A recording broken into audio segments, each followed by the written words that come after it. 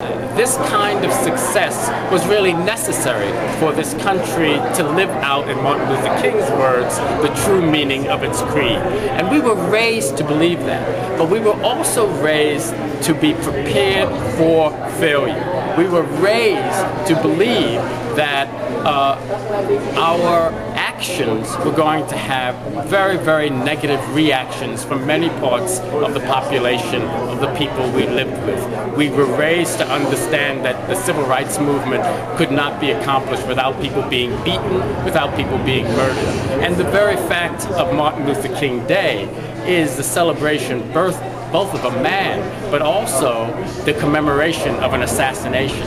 So when we seem to come close to America being the right thing, doing the right thing, we also knew that there was this possibility of really extreme failure.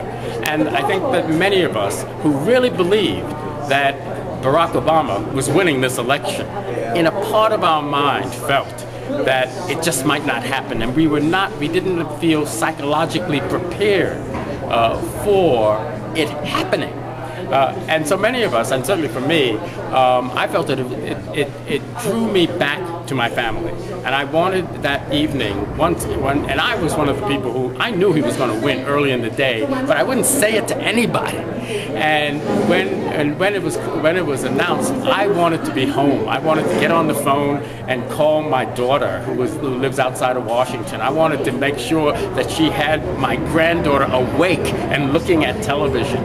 And so, and that was my feeling. And it was after that I was able to feel the emotion of this amazing success. And when I reflect on it now and today, what I feel is that people like Martin Luther King and many other leaders had told us things that we knew were right, but in a sense we couldn't believe. They seemed too good to be true. And really, Martin Luther King's dream for many of us seemed too good to be true.